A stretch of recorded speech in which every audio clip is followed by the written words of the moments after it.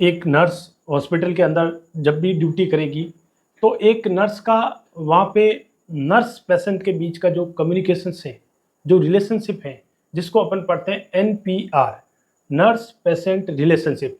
क्या होता है नर्स और पेशेंट के बीच का रिलेशनशिप, और नर्स को इस वक्त जो है पेशेंट से किस तरीके से कम्युनिकेशंस करना चाहिए, क्या इसके फेज होती हैं, क्या इसकी इम्पोर्टेंसी होती है, और क्यों जो नर्स को कम्युनिकेशंस का इतना इम्पोर्टेंसी रह जाता है। तो सबसे पहले बात करते हैं नर्स पेशेंट रिलेशनशिप का फर्स्ट जो फेज है, जिसको बोलते हैं प्री ओरिएंटेशन फेज। देखिएगा, नर्स हॉस्पिटल में लंबे समय से ड्यूटी कर रही है और पेशेंट के लिए हॉस्पिटल क्या है, एकदम नई चीज़ है। कोई भी जो पेशेंट है वो डॉक्टर के पास जाएगा, डॉक्टर को दिखाएगा, डॉक्टर को उसका बीमारी का डायग्नोसिस करेगा और उसको भर्ती करने के बोलेगा।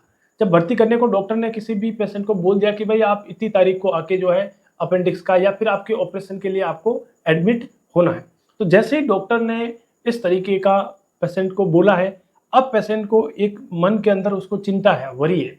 किस बात की चिंता है कि भाई कैसे मेरा एडमिशन होगा, कौन लोग वहाँ पे मुझे रिसीव करेंगे, किस तरह की नर्स होगी। और नर्स को भी इस चीज़ का इंफॉर्मेशन हो जाता है कि जो भी खाली बेड है, इस खाली बेड पे आपको क्या लेना है, दूसरा पेशेंट को लेना है, और ये पेशेंट इतने तारीख को आएगा और ये लेना है। तो अब पेशेंट को भी चिंता है कि भाई कैसा पेशेंट होगा, है ना, किस तरीके का पेशेंट होगा।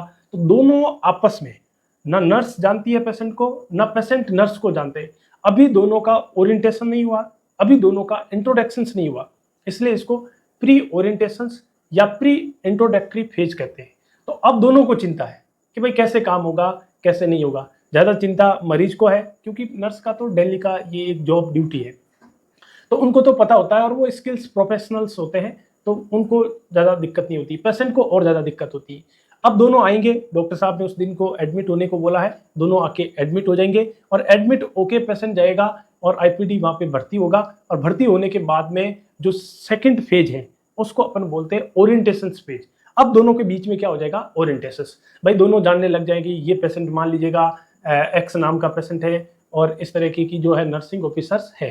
अब दोनों के बीच में इंट्रोडक्शन हुआ, नर्स ने उसको बेड दिया, बेड पे अपन ने उसको एडमिट किया। तो अब दोनों के बीच में क्या हो गया, अब दोनों के बीच में इंट्रोडक्शन हो गया और ओरिएंटेशन हो गया। अब जो भी नर्स है उसके रिगार्डिंग उसको बताएगी कि भाई आपको जो भी ज़रूरत है वो हमें आके नर्सिंग स्टेशन पे बोलना है, मैं आपको केयर करूंगी, सारा काम जो है वो आपका मैं करूंगी। तो अब दोनों के बीच में क्या डेवलप हो गया, ट्रस्ट डेवलप हो गया। इस वक्त देखिएगा, ये जो फेज है ना, ये बड़ा इंपॉर्टेंट फेज है, क्योंकि इस फेज में नर्स को पेशेंट के साथ में रेपोर्ट बिहेवियर जो है वो क्रिएट करते हैं। जैसे मार्केट में आपने नाम सुना होगा रेपो, है ना, किसी का आपने नाम सुना होगा, उसका रेपो ये है, उस कंपनी का रेपो ये। एक्चुअल में रेपो शब्द वो गलत शब्द है, एक्चुअल में जो शब्द है वो है रिपोर्ट। ये रिपोर्ट का मतलब होता है फ्रेंडली, एकदम से फ्रेंडली। और रिपोर्ट का मतलब होता है कि आप अगले पे ट्रस्ट कर रहे हो। जब तक अगले पे आप ट्रस्ट नहीं करोगे तब तक आप अपनी प्रॉब्लम नहीं बताओगे। जैसे आप लोग मेरा वीडियो देख रहे हैं, तो आपको जो भी कभी प्रॉब्लम होती है तो अपनी प्रॉब्लम आप किसको बताते हो, कौन से दोस्त को बताते हो, कौन से रिश्तेदार को बताते हैं, भाई उसी को बताते हैं जिसपे आपको ट्रस्ट है। और आप दोनों के बीच में जो है रेपोर्ट बिहेवियर है। तो रेपोर्ट बिहेवियर जो है वो क्रिएट करना, इस वक्त ट्रस्ट जो डेवलप है वो करना बहुत जरूरी है। यदि ये अपन क्रिएट नहीं करेगा तो पेशेंट प्रॉब्लम नहीं बताएगा, और प्रॉब्लम नहीं बताएगा तो अपन प्रॉब्लम को आइडेंटिफाई नहीं कर पाएंगे, और उसका जो ट्रीटमेंट है और उसको सॉल्यूशन की तरफ है वो अच्छे अपन उसका जो है वो गोल जो ऑब्जेक्टिव है वो सेट नहीं कर सकते। तो रिपोर्ट बिहेवियर जो है नर्स को बनाना है, दोनों के बीच में इंट्रोडक्शन हो जाएगा। ये सेकंड फेज है। थर्ड जो फेज है, तीसरी जो फेज है, ये फेज को बोलते हैं अपन थेरेप्यूटिक फेज। क्या बोलते हैं इसको, थेरेप्यूटिक फेज। अब पेशेंट को थेरेप्यूटिक का शब्द का मतलब होता है इलाज, ट्रीटमेंट। अब पेशेंट जिस मकसद के लिए आया है, अब डॉक्टर ने उसको जो दवाई प्रेस्क्रिप्ट की है वो हमें दवाई पेशेंट को देना है, डॉक्टर ने जो रिपोर्ट्स की है उस रिपोर्ट्स को करवाना है, ओटी के लिए उसको प्रिपरेशंस करना है, जो भी उसका थेरेप्यूटिक जो प्रोसीजर है, ट्रीटमेंट्स है, जो भी काउंसलिंग है, जो रिहेबिलिटेशन है, ये सारा जो पेशेंट्स को जो उस वक्त जो है अपन सिखाएंगे, इसको बोलते हैं थेरेप्यूटिक कम्युनिकेशंस। थेरेप्यूटिक कम्युनिकेशंस में अपन पेशेंट का स्क्रीनिंग करेंगे, ट्रीटमेंट करेंगे और पेशेंट का सर्जरी जो है वो इसमें करेंगे। फिर ये हो जाने के बाद में पेशेंट को अपन क्या करते हैं, हॉस्पिटल में पेशेंट ठीक हो जाने, ऑपरेशन करवाने के बाद में क्या करेगा, पेशेंट घर जाएगा। पेशेंट जब घर जाएगा तो पेशेंट को अपन उस फेज को बोलते हैं टर्मिनल फेज। जो लास्ट फेज है वो है टर्मिनल, यानी कि छुट्टी का फेज है, आप टर्मिनेट कर देंगे। अब जो पेशेंट ठीक हो गया, घर गया। अब देखिएगा, अब यदि एक नर्स ने पेशेंट के साथ में रिपोर्ट बिहेवियर किया और आपने उसका अच्छा ट्रीटमेंट किया, तो पेशेंट को सबसे पहले प्री इंट्रोडक्शन में पेशेंट को क्या हो रही थी, चिंता हो रही थी।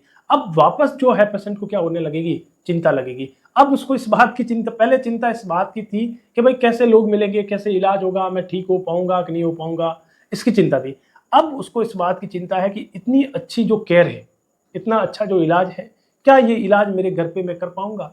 तो इस चीज़ का उसको अगेन जो है वो होता है, उस वक्त अपन पेशेंट को समझाते हैं, उसका फॉलोअप बताते हैं, अपने हॉस्पिटल के नंबर देते हैं, हेल्पलाइन नंबर देते हैं और उसका पूरा कोऑपरेशन जो है पेशेंट के साथ में करते हैं। तो ये एक जो फेज है नर्स पेशेंट रिलेशनशिप की, जो फेज है उसके अकॉर्डिंग अपन ने चर्चा की है। सबसे पहले प्री इंट्रोडक्टर और प्री इंट्रोडक्शंस या प्री ओरिएंटेशंस, फिर अपन ने चर्चा की है इंट्रोडक्शंस या ओरिएंटेशंस, फिर अपने इलाज किया थेरेप्यूटिक फेज और लास्ट के अंदर पेशेंट को अपने टर्मिनेशन जो है छुट्टी कर दी।